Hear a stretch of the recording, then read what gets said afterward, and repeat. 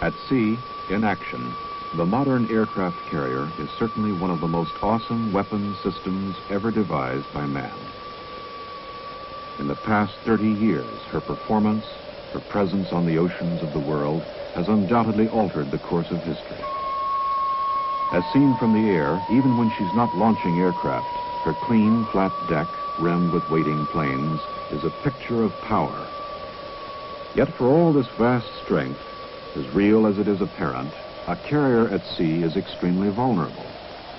Since her striking arm requires the use of exotic fuels and powerful weapons, she's forced to carry with her the potential for her own destruction. It's all around her, on and below decks, waiting for a miscue, a careless error, or a tragic accident. On Saturday, July 29, 1967, the USS Forrestal was at Yankee Station off the coast of Vietnam. She was safely out of range of any hostile fire. For the men working topside, the break-in period passed quickly. Beginning with her initial combat strikes on July 24th, the Forrestal completed 700 sorties in 4 days. Now, on the 29th, the 5th day, she was getting ready again. In light of what eventually happened on deck that afternoon, it's only natural that some have looked back and questioned, wondered, specifically about the lack of safety procedures. The fueling that went on while some of the ordnance was still being armed or undergoing last-minute inspection. Crewmen strong-backing bombs into position instead of using the available hoist to do the job. The seemingly casual or relaxed attitude, with many of the men out of place or in areas where they didn't belong. More than a handful of them out of uniform or without protective gear of any kind. How important were these factors? Were they part of an overall pattern that could end only in tragedy? Or weren't they important at all?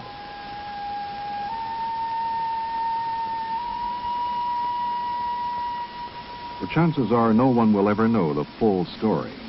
Even with written testimony, the passage of time has a way of veiling or obscuring important facts.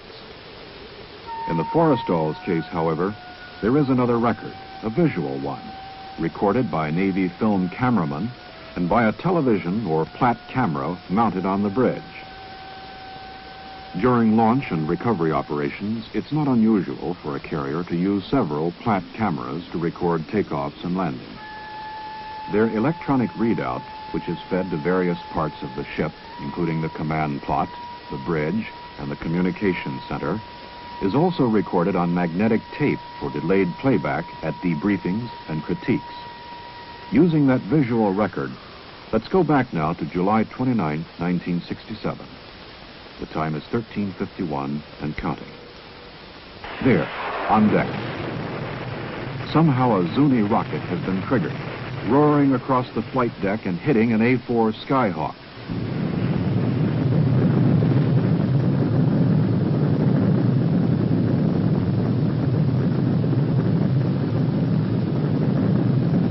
A sheet of flame from the A-4's ruptured fuel tank has enveloped the Skyhawk and her immediate neighbors. Behind that curtain of smoke, 2 1,000-pound bombs have already dropped from her wings onto the burning deck. Here, almost at mid-screen, we see a crash crew chief moving toward the flames with a Purple K fire extinguisher. His only thought, the trapped pilots in those planes. Fire! Fire! Fire! Fire on a flight deck! Fire on a flight deck! All hands, man your battle station! All hands, man your battle station! In order to control the fire, the captain orders the Forrestal to slow speed. Back on the flight deck, with precious seconds ticking away, things have started to go wrong. Fire has completely blanketed the stern fire main loop, making its plugs inaccessible, and the next to the last loop aft has developed pump trouble. The only alternative is to haul hoses aft from the forward stations. And this takes time, precious time. 13:52 and 43 seconds. The 2 main fire parties are now on deck working close to the flames, but so far only one hose is actually operating.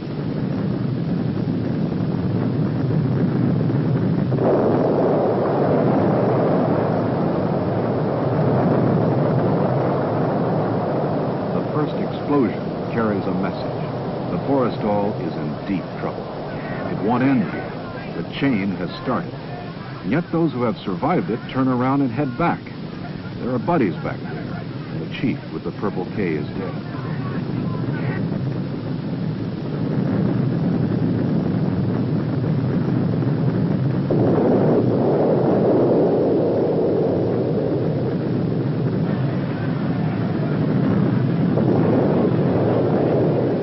Fire at sea is the ultimate nightmare for any sailor. You can't run away from it. There's nowhere to go. It's a fight for survival. Your instincts have to be right. Your courage pinned on like a badge. Following the third explosion, the first two fire parties had been virtually wiped out. The fire was not completely out of control. A great ship was on the verge of dying. To save her, other men were going to have to go back on deck, most of them without sufficient training in firefighting techniques. Down below, fuel was pouring through holes in the flight deck caused by the continuous 1,000-pound bomb explosions. The fire had chased after the fuel, spreading quickly to the O3, O2, and O1 gallery decks and into the after end of Hangar Bay 3.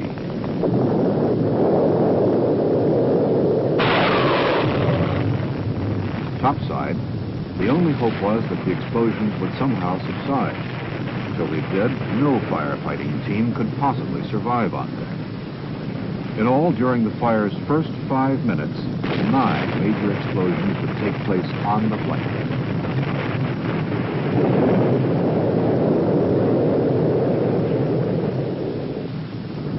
As the first of the injured were brought to safety in a sponsored area, another relief party was already forming up.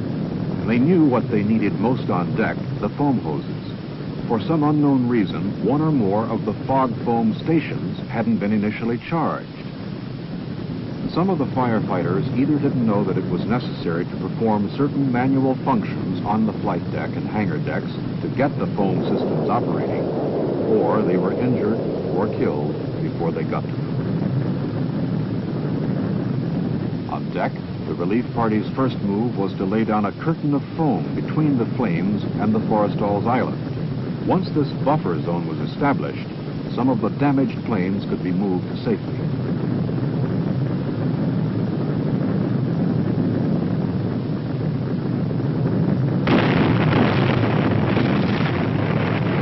Along the port side, where most of the armed aircraft were parked, things were still out of control.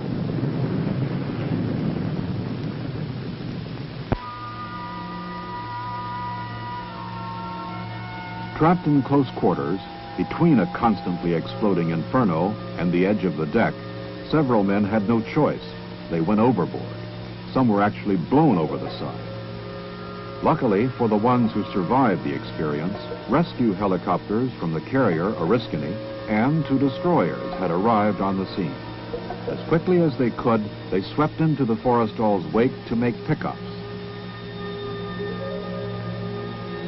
Here, on the lower left-hand corner of the Platt camera picture, is further evidence of a successful team effort.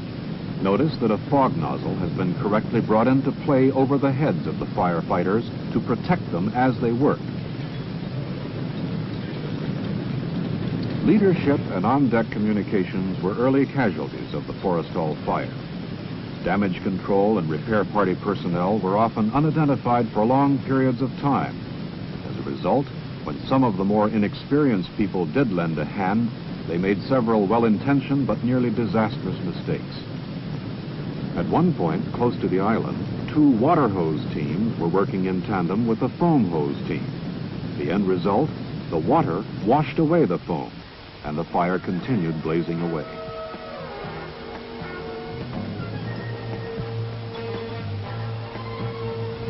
But whatever their faults, whatever mistakes they made, it's impossible to fault their courage.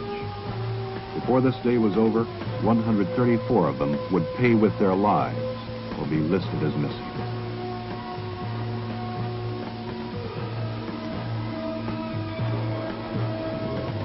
Due to the fire's suddenness and intensity, the sick bay filled up quickly with the injured. So quickly, in fact, that an emergency battle dressing station had to be set up on the forecastle. Less than an hour after the fire broke out, word came from Da Nang that the hospital ship Repose was on its way and would be there the following morning.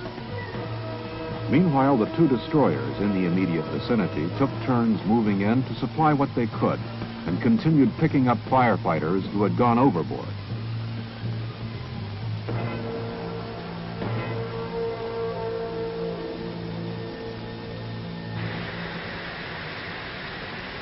Four minutes after the fire started, the divisional doors between hangar bays 1 and 2 and 2 and 3 had been closed, effectively isolating each of the bays and preventing the spread of the fire. In hangar bay 3, the sprinkler system and some effective work with the foam hose kept the fire confined to the engine shop and the after end of the bay itself. Here, as everywhere on board, Air Group personnel and Air Department personnel, all men not assigned to any specific firefighting duties, pitched in to help. In those hangar areas still untouched by the fire, regular crew teams and all available personnel worked feverishly to bring aircraft topside and all the way forward on the flight deck.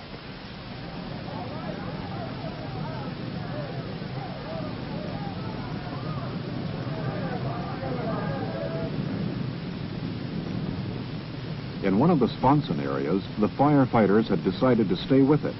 There were only two ways out, through the fire or over the side. They took the fire. They had no way of knowing that the fire boundaries had already been firmly established. If everyone played his cards right, it wouldn't spread any further. The flames could now be fought aft progressively, compartment by compartment, textbook fashion, until the fire was out.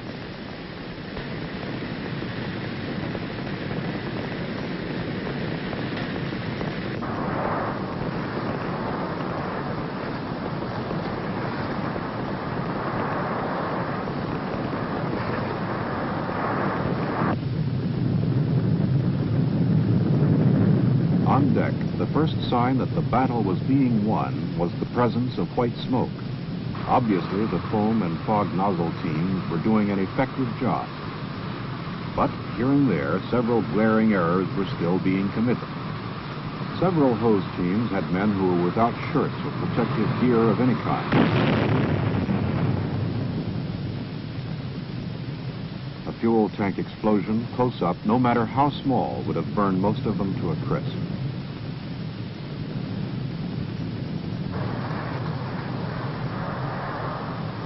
And almost unbelievably, some of the water hose teams were still hard at work washing away the protective blanket the foam teams had laid down. And here and there, black smoke had actually started rising again.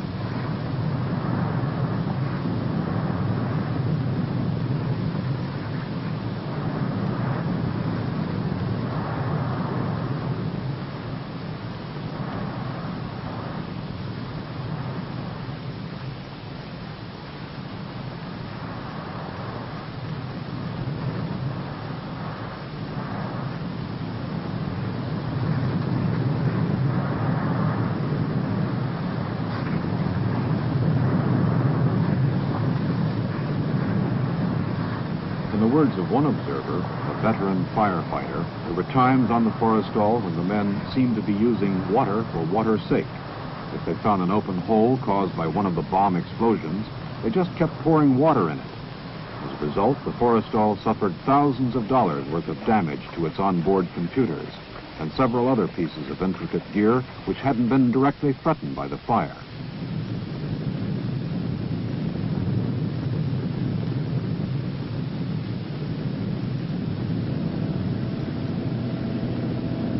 By mid-afternoon, helicopters from the carriers Oriskany and Bonhomme Richard were arriving on deck with fresh foam and OBA canisters, and then taking the overflow of the Forrestal's wounded back with them to their sick bay areas.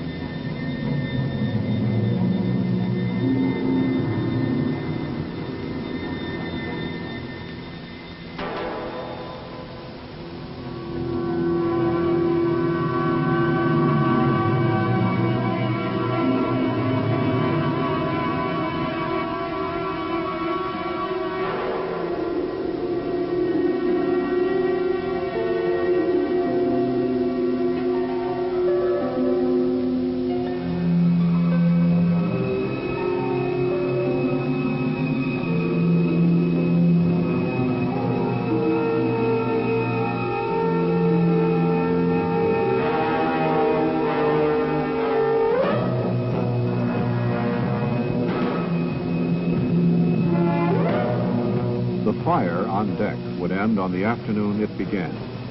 The fires below would rage on through the night and into the evening of the following day.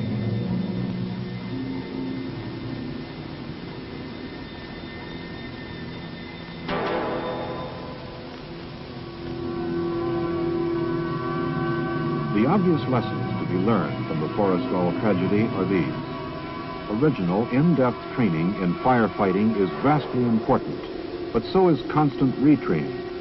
Every man on board should have been familiar with the ship's firefighting gear and its use. Some men never reached their general quarters stations. Others, unsure of alternate exits or ways out, were trapped below and died. Many of the firefighters lacked leadership. The chain of command had to be rebuilt on the spot after the first two firefighting teams were decimated.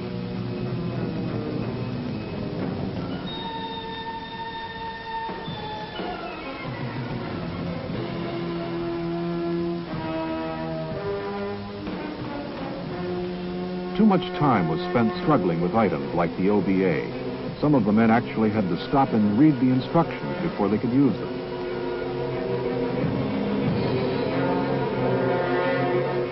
Only untrained men would spray water across a foam blanket that was doing its job. Only untrained men would hot handle unexploded ordnance or kick it across the deck with their feet. These are things that can't be learned on the spot or after a fire starts. The fact that the men of the Forrestal pulled it off is a tribute to their coolness and courage. But we'll never know how many men were lost because some things were done the wrong way.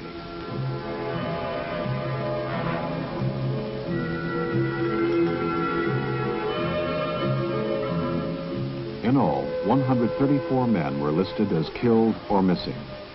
Damage to the ship, exclusive of aircraft and other air equipment, was estimated in excess of $72 million.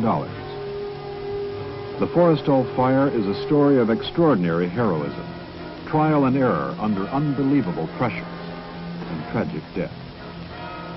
It's a story that the Navy clearly would rather not live over again. So learn your firefighting techniques, then relearn them. But learn them. Learn or burn, baby. Learn or burn.